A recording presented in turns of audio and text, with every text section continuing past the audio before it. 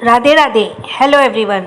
Let's begin with a new episode that is character of Rakshit Blame Dua. हमें आपसे बात नहीं करनी, आप जाइए, बोलते हुए दुआ ने दरवाज़ा खोलना चाहा, पर तभी रक्षित ने उसे पीछे से पकड़ लिया। रक्षित के उसे पकड़ते ही दुआ एकदम से चौंक गई। दुआ ने रक्षित को धक्का दिया और गुस्से से उसे घूरते हुए बोली, हिम्मत कैसे हुई आपके हमें छूने की? आप जानते हैं ना हम कौन हैं? शौर्य जी को पता चला तो वो आपको छोड़ेंगे नहीं। दुआ गुस्से से बोले जा रही थी और रक्षित उसे बेशर्मों की तरह मुस्कुराते हुए देख रहा था। वह उसे मुस्कुराते हुए बोला, शौर्य वो कुछ नहीं कर सकता मेरा, डरता नहीं हूँ मैं उससे। हाँ, पर तुम पर मरता हूँ। जब से तुम्हें देखा है, तुम्हें पाने की तलब लगी है, आज तो मैं तुम्हें पाकर ही रहूँगा। रक्षित बोलते हुए दुआ की तरफ बढ़ रहा था और दुआ पीछे हट रही थी। वो पीछे हटते हुए टेबल के कोने से टकराई और मुड़कर देखा टेबल पर फ्लावर पॉट रखा था। उसने वो फ्लावर पॉट उठाया, उसे रक्षित के सर पर मारा, पर रक्षित ने एंड टाइम पर दुआ का हाथ पकड़ लिया और उसे पॉट छीनकर बेड पर धकेलते बोला, मैं यहाँ प्यार का माहौल बना रहा हूँ और तुम इस माहौल को जंग का मैदान बना रही हो। तुम ये अच्छा नहीं कर रहे हो। हम बता रहे हैं तुम्हें, वो तुम्हें छोड़ेंगे नहीं, वो तुम्हें मार डालेंगे। दुआ बोलते हुए उठते हुई तभी रक्षित उसके पर कूद गया और दुआ के हाथों को पकड़ बोला, घर में कोई नहीं है, किसी को कुछ पता नहीं चलेगा और मैं तुम्हारी ऐसी हालत कर दूंगा तुम कुछ बोलने लायक नहीं रहोगी। दुआ उससे छूटने की कोशिश करने लगी। उसने उसे लात मारनी चाहिए तो रक्षित ने उसके पैरों को अपने पैरों में लॉक कर दिया और होठों को तिरछा कर शैतानी हंसी हंसते हुए बोला, आज तो मैं तुम्हें अपना बना कर ही रहूँगा। अपनी बात पूरी कर वो दुआ को छूने की कोशिश करने लगा। उसके होठ अभी दुआ को छूते कि तभी रूम का दरवाज़ा धड़ाम से खुला। रक्षित ने चौंक कर गर्दन घुमाकर पीछे देखा तो सामने सिम्बा खड़ा था। दुआ ने भी सिम्बा को देख लिया। सिम्बा अपनी आंखों के सामने का नज़ारा देखकर हैरान था। दुआ रक्षित से खुद को छुड़ाने की कोशिश करते हुए बोली, भैया हमें बचाइए इनसे। दुआ के बोलते ही सिम्बा ने रक्षित की गर्दन को पीछे से पकड़ा और अपनी तरफ खींचा। दुआ जल्दी से उठकर अपना दुपट्टा संभालते हुए खड़ी हो गई। उसकी आंखें लाल हो गई थी। उसने आंसू भरे थे जो अब अपनी जगह बना कर बह निकला थे। सिम्बा ने रक्षित को पलटते हुए उसका एक मुक्का मारा तो वो एक तरफ झुक गया। रक्षित अभी सीधे खड़े होते हुए सिम्बा पर पलटवार किया तो सिम्बा 2-3 कदम पीछे हो गया। रक्षित ने फिर उस पर वार किया तो इस बार सिम्बा ने उसका हाथ पकड़ उसे मोड़ दिया। उसके किक मारी तो वो सामने वाली दीवार से जा टकराया। वो संभल पाता कि उससे पहले ही सिम्बा ने उसे बुरी तरह मारने लगा। रक्षित अब बहुत मार खा चुका था। उसके मुंह से अब खून निकलने लगा था। सिम्बा ने जब रक्षित को छोड़ा तो वो धड़ाम से नीचे गिर गया। सिम्बा ने मुड़कर देखा, वो रो रही थी। उसका पूरा शरीर कांप रहा था। सिम्बा उसके पास आया और दुआ रोते हुए उसके गले लग गई। अगर आप नहीं होते तो पता नहीं आज क्या हो जाता भाई। दुआ बोलते हुए सिम्बा के गले रो रही थी। तुम्हें कुछ नहीं होता दुआ, तुम ठीक हो। तुम गाड़ी से अपना पर्स भूल गई थी, मैं तुम्हें वही देने आया था। जब मुझे आवाज़ें सुनाई दी तो घर में भी कोई नहीं दिखा, तो ये देखकर मैं समझ गया कि ज़रूर कुछ गड़बड़ है। तुम्हारे रूम के पास आया तो अंदर से तुम्हारी रोने की आवाज़ आ रही थी। तुम ठीक हो या नहीं ये देखकर के लिए मुझे दरवाज़ा तोड़ना पड़ा। सिम्बा अपनी बात पूरी कर दुआ को अपनी बाहों से भरे उसे कंसोल करता है। तभी अचानक से किसी और के कानों की आहट से उसका ध्यान अपनी ओर खिंचा। सबने आवाज़ की तरफ देखा तो शौर्य आकर उनके सामने खड़ा हो चुका था। अपनी गुस्से से जलती आंखों से वो सिम्बा को और दुआ को देख रहा था। शौर्य को देखते ही दुआ सिम्बा से अलग होकर शौर्य के गले लग गई और रोने लगी। शौर्य अभी भी सिम्बा को ही देख रहा था। सिम्बा शौर्य को ऐसे देखने में समझ रहा था शौर्य ने उसे गलत समझ लिया है। तभी फ्लोर पर पड़ा रक्षित उठते हुए दर्द से कराहते हुए बोला, भाई आप आ गए, अच्छा हुआ आप आ गए। देखिए आपके पीठ पीछे ये दोनों आपको कैसे धोखा दे रहे थे। रक्षित की ये बात सुनकर सिम्बा और दुआ दोनों ही चौंक गए, पर शौर्य अभी भी पहले की तरह शांत खड़ा था। तभी रक्षित फिर बोला, मैंने इन दोनों को रंगे हाथ पकड़ा भाई, ये दोनों आपको धोखा दे रहे थे। दोनों आपके रूम में आपकी एब्सेंस में एक साथ इस बेड पर थे। जैसे ही रक्षित ने ये कहा उसके अगले ही पल सिम्बा ने बिना किसी की परवाह किए उसकी गर्दन पकड़ ली। दुआ रक्षित को बातें सुनकर हैरान रह गई। उसने शौर को देख उसकी नज़र अभी भी रक्षित के ऊपर थी। तभी दुआ ने जल्दी से कहा, ये झूठ है शौर जी, जैसा ये कह रहा है ऐसा कुछ नहीं है। ये हमारे कमरे में ज़बरदस्ती घुसा है और हमारे साथ गलत करने की कोशिश करने लगे। भैया ने तो हमें इनसे बचाया है, अगर वो सही टाइम पर नहीं आते तो हम बर्बाद हो चुके होते। दुआ रोते हुए बोल रही थी।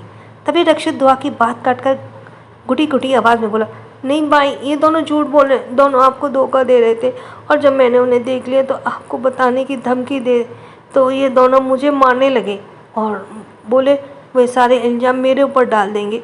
ये लड़की, इसका कैरेक्टर सही नहीं है भाई। जैसे ही रक्षित ने ये कहा, उसके कहने के साथ ही सिम्बा ने उल्टे हाथ का थप्पड़ उसके मुंह पर मारा तो रक्षित गिरते गिरते टेबल का सहारा लेकर खड़ा हो गया। शौर्य भी सिचुएशन को समझने की कोशिश कर रहा था। उसके चेहरे के भाव नॉर्मल थे, जिसे देख के ये मुश्किल था कि उसके दिमाग में क्या चल रहा है। वो किसी सही और किसी गलत समझ रहा है। तभी रक्षित शौर्य को अपना यकीन करवाते हुए फिर से बोला, भाई ये दोनों सच में आपको धोखा दे रहे थे, मेरा यकीन करो। इस लड़की ने कल रात मुझे भी सीड्यूस किया था, पर मैं इसके जाल में नहीं फंसा। ये लड़की धोखेबाज है। She is bloody B. Rakshit के ये कहते ही एक बार फिर उसकी गर्दन मजबूत हाथों में गिरफ्त हो गई। इस बार हाथ सिम्बा का नहीं, शौर्य का था। शौर्य ने उसकी गर्दन को अपने हाथों में दबोचते हुए कहा, तेरी हिम्मत भी कैसी हुई उसके बारे में गलत बोलने की? जानता है ना कौन है वो मेरी? बोलने के साथ ही शौर्य ने रक्षित के मुंह पर एक मुक्का मारा तो वो उसे मरते हुए रूम से बाहर ले आया। बीवी है मेरी वो, और तूने उसे छूने की भी कोशिश कैसे की? बोलते हुए शौर्य रक्षित को मार रहा था। रक्षित को मारते हुए शौर्य के ब्लेजर की जेब में रखे हुए फोटोज रक्षित के मरते हुए नीचे गिर गए। शौर्य ने एक मुक्का और रक्षित के मुंह पर मारा तो वो फ्लोर पर जा गिरा। तभी वहाँ सब आ गए। वो सभी शॉपिंग करके बातें करते हुए आ रहे थे। तभी उनके पैर के पास रक्षित आ गिरा और सभी रक्षित को देखकर चौंक गए। राधिका की नज़र जैसे ही रक्षित पर गई, वो इसे इतना घायल देखकर चौंक गई और हाथ में पकड़े शॉपिंग बैग्स को एक तरफ फेंकते हुए रक्षित के पास आई और उसे संभालते बोली, रक्षित बेटा, तुम्हें किसने मारा? मीरा और बाकी सभी भी सिचुएशन को समझने की कोशिश कर रहे थे। आखिर वहाँ क्या हुआ है? पायल और राखी राज और अभय को मैसेज कर दिया। मीरा की नज़र शौर्य पर गई तो अपना गुस्से से जलती आंखों को घूर रहा था। मीरा शौर्य के पास आई और उसका हाथ पकड़ हिलाते हुए बोली, शौर्य मुझे बता, यहाँ क्या हुआ? तूने रक्षित को क्यों मारा है? हाँ, शौर्य रक्षित को घूरते बोला, पर क्यों? रक्षित ने ऐसा क्या किया जो तूने उसे इतना मारा? मीरा के सवाल पर शौर्य ने दुआ की तरफ देखा। इसने दुआ के साथ मिसबिहेव किया है। मीरा ने दुआ की तरफ देखा और वो खड़ी रो रही थी। क्या ये सच है दुआ? मीरा दुआ के पास आते हुए बोली तो दुआ ने उसे सारा सच बताया। राधिका फ्लोर पर बैठी रक्षित का सर अपने गोद में रखे रो रही थी। ये तभी उसकी नज़र फ्लोर पर बिखरे हुए फोटोग्राफ्स पर गई और उसने अपने आंसू पोंछते उन फोटोज़ को उठाया और उसे शौर्य के सामने करते बोली, तेरी बीवी कितनी चरित्रहीन है, ये तो इन फोटोज़ में साफ साफ दिख रहा है। राधिका की बातें सुनकर शौर्य की भौहें तन गई। तभी राधिका ने मीरा को वो फोटोज़ दिखाते हुए कहा, भाभी आप खुद देखिए, आपकी बहू कितनी शरीफ है, एक पराए मर्द की बाहों में कितने सुकून से खड़ी है। जरा सी भी इस लड़की की लाज शर्म नहीं है। पहले अपने बॉडीगार्ड को फंसाया और अब मेरे बेटे को फंसा रही है। राधिका बोलते हुए दुआ के पास आई और उसे घूरते हुए बोली, तुम जैसे छोटे घर की लड़कियां होती ही ऐसी हो, एक मर्द से तुम्हारा मन ही नहीं भरता, इसलिए इधर उधर मुंह मारने लगती हो और पकड़े जाने पर सारा इल्ज़ाम मर्दों पर डालकर खुद शरीफ बन जाती हो।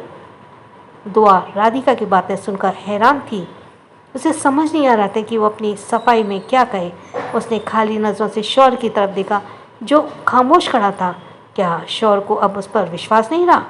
क्या शौर्य भी उसे अब गलत समझ रहा है? मीरा से भी कुछ बोलते नहीं बन रहा था।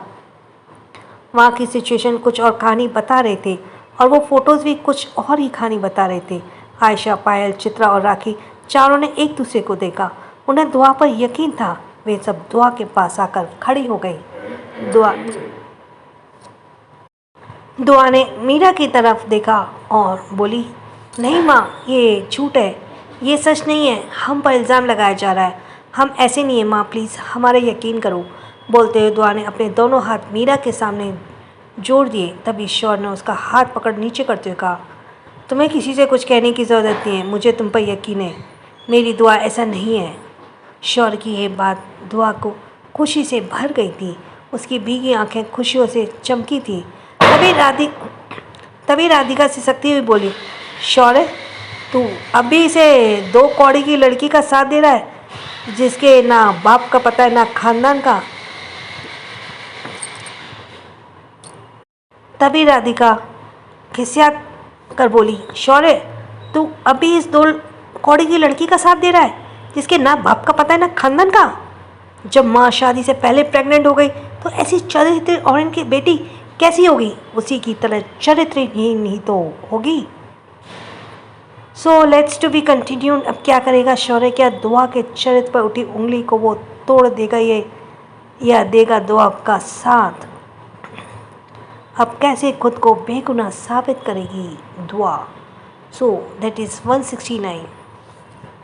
समाज और इस समाज के लोग राधिका जैसे ही तो होते हैं, जो गलत करने वालों के साथ खड़े रहते हैं। उनकी नज़र में गलत हमेशा एक लड़की ही होती है। सिचुएशन कैसी भी हो, वो गलत लड़की को ही मानते हैं। जैसे अभी दुआ सबकी नज़रों में गलत बन गई थी।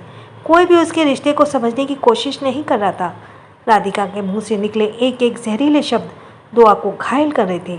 उसे उसकी माँ का ताना दिया जा रहा था। उसके पाक वजूद पर सवाल उठाए जा रहे थे। उसे चरित्रहीन कहा जा रहा था। पर क्या ऐसा सच में था? जैसी माँ वैसी बेटी। माँ ने तो जाने कहाँ कहाँ मुँह मार इसे पैदा किया, और बेटी भी इसी की तरह इधर उधर मुँह मारने वाली हो गई। राधिका गुस्से से बोले जा रही थी। तभी शौर्य ने तेज आवाज़ में कहा, जस्ट शट अप। अब आप एक और शब्द नहीं। उसकी उंगली राधिका की तरफ थी और वो गुस्से से उसे घूर रहा था। हिम्मत भी कैसी हुई आपकी मेरी बीवी को चरित्रहीन कहने की? कि आप अपने बेटे की करतूत से वाकिफ नहीं है? आप नहीं है तो जाकर जानिए अपने बेटे का सच, जिसकी हर रात एक नई लड़की के साथ गुजरती है।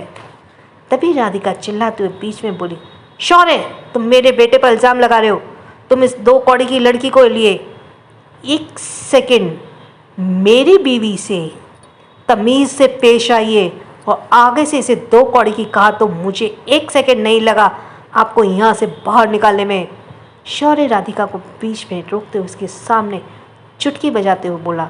तो राधिका ने रुआंसे मुंह बनाकर मीरा की तरफ देखकर कहा, भाभी देख रही हैं आप, शौर्य हमें इस घर से निकालने की धमकी दे रहा है। मैंने कभी शौर्य और रक्षित में फ़र्क नहीं किया, हमेशा उसे अपने बेटे की तरह माना।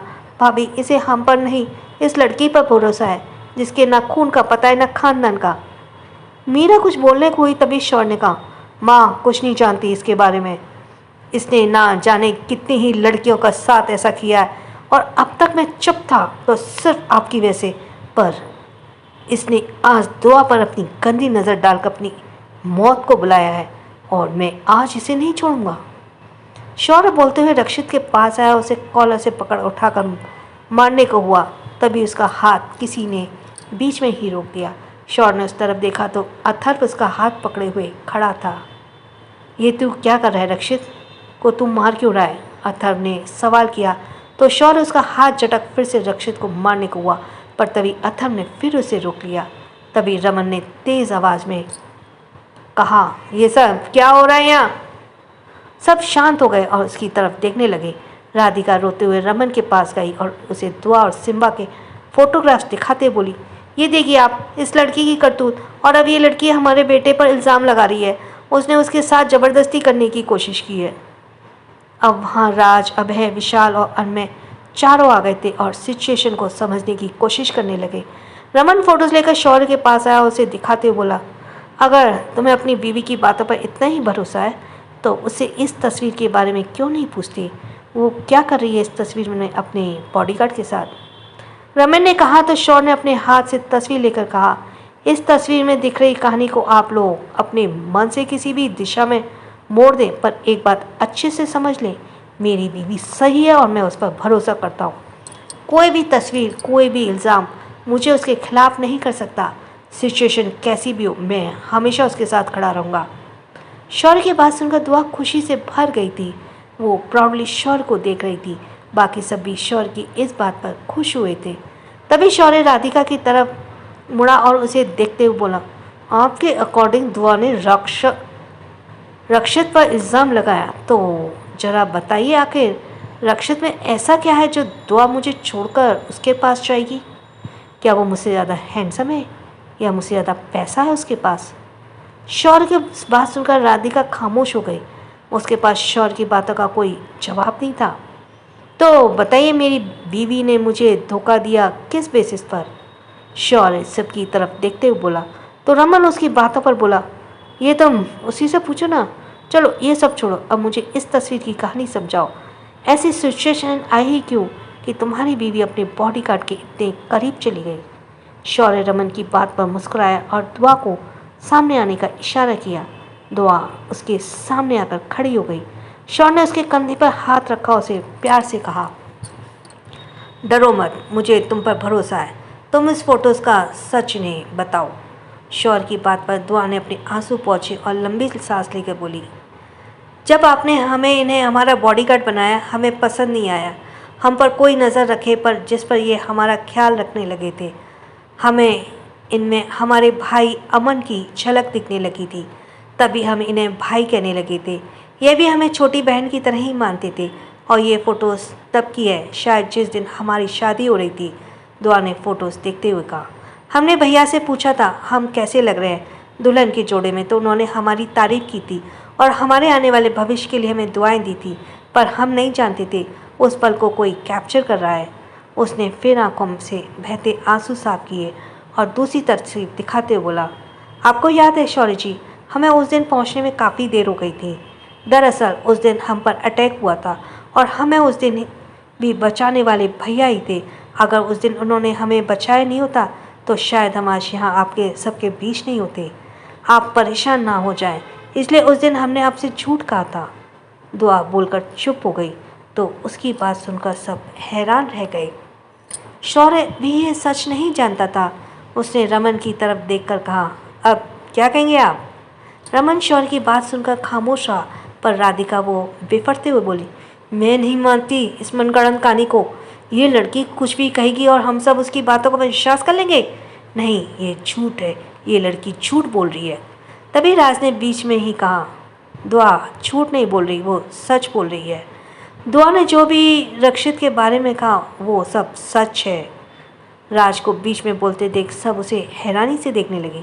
तभी राज ने शौर्य के सामने आकर कहा, मैं तुम्हें बताना नहीं चाहता था, पर अभी नहीं बोलता तो दुआ के पवित्र होने पर लोग सवाल उस पर उठाएंगे।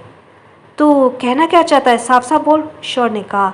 तो राज रक्षित की तरफ देखकर बोला, मैंने इसे वार्निंग दी थी ये सुधर जाए, वरना शौर्य तुझे छोड़ेगा नहीं। पर इसने मेरी बात को सीरियसली नहीं लिया और इसलिए मैंने फिर इसे अपने तरीके से समझाया। उस रात क्लब में पार्किंग लैंड में तुझे मारने वाला मैं ही था। राज की बात सुनकर अथर्व ने गुस्से से अपनी मुट्ठी भींच ली और रक्षित टूटे फूटे शब्दों बोला, तो वो तू था कमीने? राज रक्षित के सामने बैठते हुए बोला, हाँ मैं था। अब तुम मेरी होने वाली बीवी पर गंदी नजरें रखेगा तो क्या मैं तुझे छोड़ दूंगा? साले, जिंदा छोड़ दिया शुक्र मना, वरना उस पर बुरी नज़र डालने के लिए तेरी जान ले लेता। राज उठा और शौर्य की तरफ देखकर बोला। दुआ से पहले इसकी नज़र पायल पर थी। राज की बात सुनकर शौर्य की भौहें एकदम से तन गई। रमन और राधिका दोनों स्तंभ रह गए। तो अब क्या कहोगी तुम राधिका? मीरा ने तंज भरे अंदाज में कहा। पायल भी यह सुनकर चौंकी थी। उसे तो पता ही नहीं था कि रक्षित के इरादे के बारे में। शौर्य रक्षित को खा जाने वाली नज़रों से देख रहा था। उसने रक्षित को कॉलर से पकड़ उठाया और उसके मुंह पर मुक्का मारते हुए बोला, तेरी इतनी हिम्मत, तूने बहन पर बुरी नज़र डाली? तेरी तो मैं आंखें निकाल लूँगा। बोलते हुए शौर्य उसे मारे जा रहा था। तभी रमन बीच में आया और शौर्य को रक्षित से दूर करते हुए बोला, नहीं शौर्य, इसे तू नहीं, मैं सजा दूंगा। ये मेरी छूट का नतीजा है। आज ये इतना कमीना इंसान बन गया, इसे सज़ा मैं दूंगा। अपनी बात पूरी कर रमन रक्षित को मारने लगा। वो उसे मारते हुए घर से बाहर ले आया और बोला, निकल जा इस घर से, आज के बाद तुझे मेरी शक्ल भी नहीं देखनी। अगर दोबारा तुम मेरे सामने आए तो रक्षित, मैं तेरी जान ले लूँगा। बोलते हुए रमन ने एक और थप्पड़ रक्षित के गाल पर मार दिया। रक्षित डैड डैड कहता रह गया और रमन ने उसकी एक नहीं सुनी और दरवाज़ा उसके मुंह पर बंद कर दिया। रमन शौर्य के सामने आकर हाथ जोड़कर बोला, शौर्य, रक्षित की तरफ से मैं माफ़ी मांगता हूँ। माफ़ी मुझे नहीं, दुआ से मांगिए, शौर्य ने कहा तो रमन एक पल के लिए चौंक कर कहा, कुछ नहीं। अभी पालरा शौर्य का भारी था, इसलिए रमन ने उसकी बात मानते हुए भलाई समझी और वो दुआ के सामने आकर हाथ जोड़कर खड़े हो गए। उसे माफ़ कर दो बेटा, आज के बाद वो तुम्हें परेशान नहीं करेगा। आप क्यों खड़ी हैं? आपको भी दुआ से माफ़ी मांगनी होगी। उसके बारे में इतना गलत बोलते हुए आपको शर्म नहीं आई? तो अब माफ़ी मांगने का वक्त क्यों शर्म आ रही है? शौर्य ने कहा तो राधिका उसकी बात मानकर दुआ के सामने हाथ जोड़ से माफ़ी मांगने लगा। उसने दुआ से माफ़ी मांग उसे देखते हुए मन ही मन खुद से बोली, आज की बेइज्जती का बदला तो मैं तुझसे लेकर आऊँगी। 2 कौड़ी की लड़की, तेरी वजह से मेरे बेटे ने इतनी मार खाई, उसे घर से निकाल दिया। तुझे तो नहीं छोड़ूंगी मैं। मीरा ने दुआ के सर पर हाथ रख उसे अंदर जाकर आराम करने के लिए कहा और सभी को जाने के लिए कहा। सब अपने रूम की तरफ चले गए। शौर्य ने सिम्बा को स्टडी रूम में आने के लिए कहा और वो उसके बुलाने पर स्टडी रूम में चला गया। वहाँ पहले से ही 5 मौजूद थे। शौर्य ने सिम्बा को देखकर कहा, मुझे सच जानना है। तो सिम्बा ने नीचे देखते हुए कहा, दुआ ने आपको सच बताया तो है? आधी अधूरी बात नहीं, मुझे पूरा सच जानना है, शौर्य ने कहा तो सिम्बा बोला, दुआ को बुलाओ, उसे सारा सच पता है।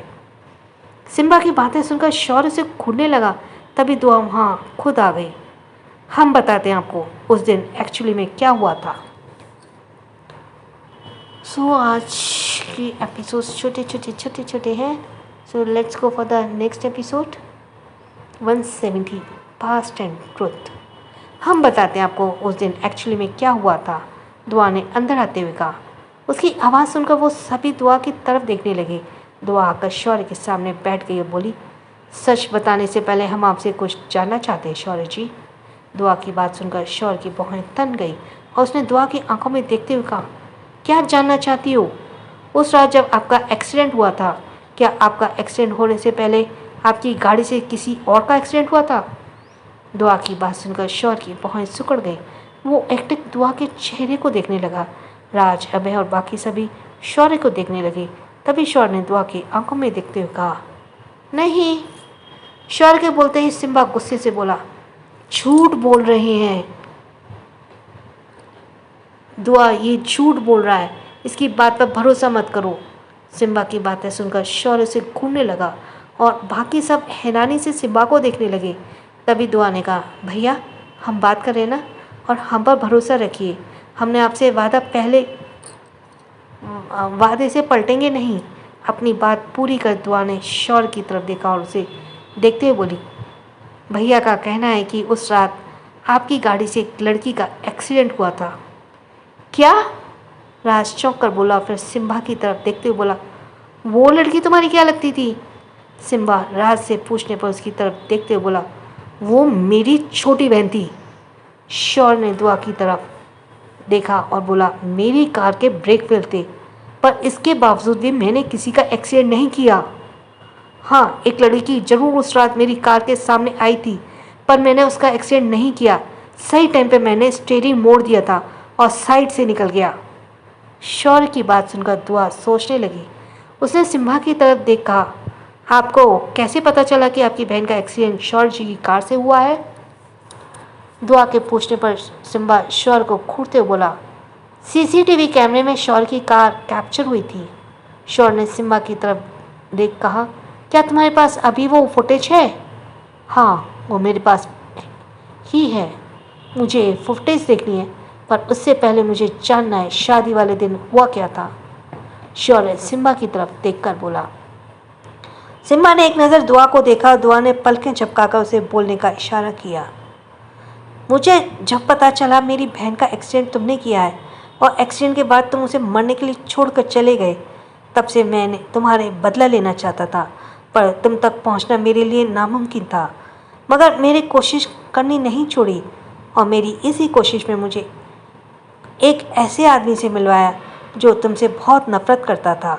उसने मुझे तुम तक पहुंचाने का रास्ता दिखाया। जब राज ने मुझे तुम्हारा बॉडीगार्ड अपॉइंट किया, उसके बाद से मैं तुम्हें मारने के लिए मौका तलाशने लगा, पर तुमने ज़्यादा दिन तक मुझे अपने साथ नहीं रखा और मुझे दुआ का बॉडीगार्ड बना दिया। और दुआ ने तो मुझसे रिश्ता ही जोड़ लिया। वो मुझे भाई कहने लगी। दुआ के मासूम चेहरे ने मुझे अपनी समायरा दिखने लगी। पर तभी मुझे उन लोगों ने दुआ को उन तक पहुंचाने के लिए कहा और मैंने दुआ को उन तक पहुंचा दिया। बोलते हुए सिम्बा रुक गया और धीरे से होठों को टेढ़ा कर मुस्कुराया, पर उसे छोड़कर जा नहीं पाया। मैंने उन लोगों से दुआ को बचाया ही नहीं, उनसे दुश्मनी भी कर ली। सिम्बा बोलकर चुप हुआ और नज़रें उठाकर सामने देखा तो शौर्य बिल्कुल उसके सामने खड़ा था। इसे कुछ नहीं हुआ इसलिए तुझे छोड़ रहा हूँ। अगर इसे उस दिन कुछ खरोच भी आ गई होती ना तो never leave you, I never leave you. शांत, शौर्य दांत पीसते हुए बोला। सिम्बा भी शौर्य की नज़रें मिलाते हुए बोला, छोड़ूंगा तो मैं भी तुम्हें नहीं, अगर वो एक्सीडेंट तुमने किया है तो। शौर्य सिम्बा के बीच का ये बहस आगे बढ़ती उससे पहले ही दुआ उठकर दोनों के बीच आ गई। ये क्या हो रहा है? आप दोनों एक दूसरे से लड़ने की जगह उनसे लड़िए जिसने आप दोनों को एक दूसरे के खिलाफ कर दिया है। दुआ अपनी बात पूरी कर शौर्य का हाथ पकड़ उसे अपनी वापस जगह बैठाते हुए बोली, इतना गुस्सा क्यों करते हो आप? तभी अनमे बोला, तुम काम किस लिए करते हो? तो सिम्बा उसकी बातों पर बोला, काम उनके लिए करता था। उस दिन के बाद से मेरा उनसे कोई कांटेक्ट नहीं हुआ। हाँ तो हमें उनका नाम बताओ, विशाल बैठते हुए बोला। मैं उनका नाम नहीं जानता, सिम्बा बोला। पर राज बोला, तुम जिस आदमी के लिए काम कर रहे थे तुम्हें उनका नाम तक नहीं पता? भाई, बिना उसके बारे में कुछ जाने तुम उसके लिए काम कैसे करने लगे? अभय ने पूछा तो सिम्बा उसकी बातों का जवाब देते हुए बोला, क्योंकि मैं उसे ढूंढते हुए उसके पास नहीं गया, वो खुद मुझे ढूंढते हुए मेरे पास आया था। और तुम बिना उसके बारे में जाने उसके बहस अनुसार शौर्य से अपना बदला लेने चला आया? विशाल ने उसकी बात को पूरा करते हुए कहा, मैं बस अपनी बहन की मौत का बदला लेना चाहता था, इसलिए मैंने ना ज़्यादा सोचा ना छानबीन की, सिम्बा ने कहा। तभी अभय उसकी बात पर बोला, कमाल है यार, शेर का शिकार करने आ गया और वो भी किसी की गिदड़ के कहने पर। क्या तुम हमें उस तक पहुंचा सकते हो? राज ने पूछा। उसका कंफर्म प्लेस तो नहीं पता मुझे, वो कहाँ मिलेगा, पर एक आदमी है जो हमें उस तक पहुंचा सकता है, सिम्बा ने सोचते हुए कहा। तभी अनमे ने पूछा, कौन है वो आदमी? वो वही आदमी है जिसके थ्रू मेरी और उसकी डील हुई थी, सिम्बा ने कहा और फिर शौर्य की तरफ देखने लगा। पहले तुम ये साबित करो वो एक्सीडेंट तुमने नहीं किया था। शौर्य उठकर सिम्बा के पास आया और उसकी आंखों में देखते हुए बोला, बार बार बोलने से झूठ सच नहीं बन जाएगा। अपनी बात पूरी कर। शौर्य चला गया। दुआ भी उसके पीछे पीछे चली गई। हाल में बैठे उन लड़कियों की नज़र जैसे ही दुआ पर गई, सभी ने उसे आकर घेर लिया। चित्रा दुआ के लगकर बोली, तू ठीक तो है ना? उस कमीने ने कुछ किया तो नहीं? नहीं चित्रा, हम ठीक है। सिम्बा भाई सही टाइम पर आ गए थे। तूने उसे एक दो चांटे खींचकर क्यों नहीं लगाए? अगर उसे दो तीन चांटे पड़ जाते ना तो वो ऐसे करने की सोचता भी नहीं, आयशा ने मुंह बना चांटा दिखाते हुए कहा। तभी राखी ने मुंह बनाकर बोली, अच्छा हुआ उसका सच सबके सामने आ गया, वरना हम सबको उससे खतरा बना। हमें तो अंदाज़ा भी नहीं था वो ऐसी नज़रों से सबको देखता है। तभी पायल गुस्से से मुंह बनाकर बोली, अगर मुझे पहले पता होता ना वो मेरे बारे में ऐसा सोचता तो मैं उसका मुंह तोड़ देती। अच्छा, बहुत हो गई बातें, बोलो मत। हम कल मॉर्निंग में मुंबई के लिए निकल रहे हैं, तो जाकर सब अपनी अपनी पैकिंग कर लो। दुआ ने कहा तो सबने सर हिला दिया और वो सभी अपने कमरे में चली गई। राधिका अपने कमरे में गुस्से से सांप की तरह फुंकार रही थी और उसने रमन को खड़ी खोटी सुनाते हुए कहा, उस दो लड़की की ने हमारे बेटे को घर से बाहर निकलवा दिया और आप देखते रह गए। आपको तो खुद उसे घर से निकाल दिया, पर किया कुछ नहीं। राधिका की बातें खिसिया कर बोली, तो क्या मैं राधिका की बातों पर रमन खिस्सा कर बोला, तो क्या मैं जिद पड़ा रहता? भूलो मत शौर्य ने क्या कहा था, और आज तो मीरा भाभी भी उसका साथ दे रही थी। अगर मैं रक्षित को नहीं निकालता तो आज हम सबको घर से बाहर निकलना पड़ता। मुझे कुछ नहीं सुनना, मुझे मेरा बेटा चाहिए। उसे कितना मारा शौर्य ने पता नहीं, ऐसी हालत में कहाँ होगा? राधिका रोते हुए बोली। रमन ने उसे समझाते हुए कहा, वो ठीक है, मेरे आदमी उसे फार्म हाउस पर ले गए हैं, वहाँ डॉक्टर उसका ट्रीटमेंट कर रहे हैं। अब तुम भी जरा अपने आप को कंट्रोल करो और किसी के भी सामने कुछ भी बोलने से पहले 2 बार सोच लिया करो। अपनी बात पूरी कर रमन सोचने लगा और सोचते हुए बोला, पहले तो मुझे ये बताओ, मेरी कबर्ड से वो फोटोज निकलकर शौर्य तक कैसे पहुँची? रमन की बात सुनकर राधिका उसे नज़र चुराने लगी, तो रमन उसे नज़र चुराते देखकर बोला, मुझसे झूठ बोलने की सोचना भी नहीं राधिका, मैं जानता हूँ ये काम तुम्हारा ही है। हाँ, मैंने निकाले वो फ़ोटोज़। जब मैं आपके कपड़े पैक कर रही थी तो मेरी नज़र उन फ़ोटोज़ पर गई। शौर्य और उस लड़की के बीच गलतफहमी पैदा करने का इससे अच्छा आइडिया मुझे नहीं मिला, इसलिए वो फुटेज मैंने शौर्य के ऑफिस कोरियर कर दिए। राधिका, क्या कहूँ राधिका, तुम्हारा सच में दिमाग खराब हो गया है। वो फ़ोटोज़ मैंने सही टाइम के लिए संभाल कर रखे थे, पर तुमने मेरा सारा प्लान खराब कर दिया। रमन गुस्से से दांत बींचकर बोला। उसकी बातों पर राधिका मुंह बनाकर बोली, सही टाइम कब आएगा? आपका सही टाइम जब हम सब सड़क पर आ जाएंगे तब आएगा। क्या आपका सही टाइम एक शादी तक तो रुकवा नहीं सका?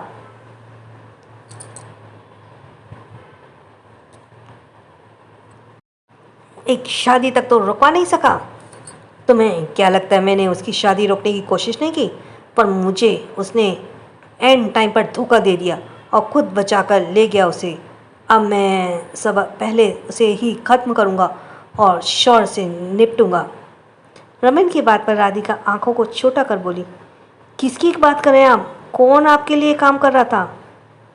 उसी सिम्बा का, जिसकी वजह से आज रक्षित ने इतनी मार खाई है। क्या सिम्बा आपके लिए काम करता था? राधिका ने हैरानी से कहा तो उसकी बातों पर रमन ने सर हिला दिया। अगर उसने आपके बारे में शौर्य को बता दिया तब क्या होगा?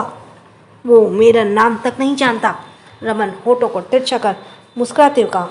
इधर डॉक्टर रक्षित को ट्रीटमेंट कर दे रहे थे। जैसे रक्षित के जख्मों को साफ करते करते रक्षित के मुंह से चीख निकल जाती है, तभी वहाँ अथर्व आया और डॉक्टर को साइड कर उसके हाथ से ऑइंटमेंट लेकर रक्षित के जख्मों पर लगाया तो रक्षित की एक बार तेज चीख निकल गई। अबे आराम से कर, किसी बार बोला है? रक्षित दर्द में दांत पीसते हुए बोला।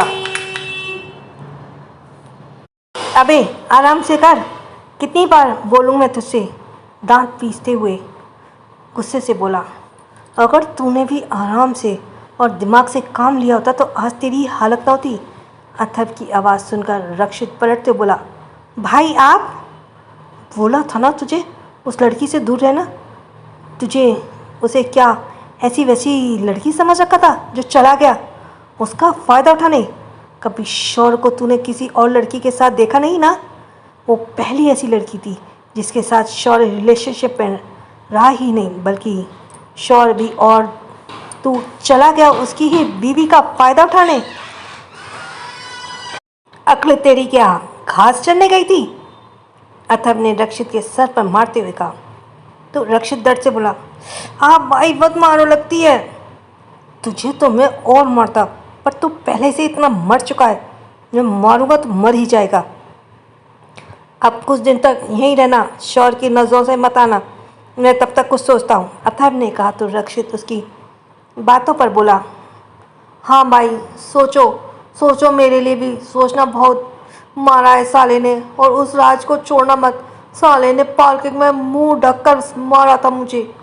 इतना पिटने के बाद भी अक्ल तुझे फिर भी नहीं आई?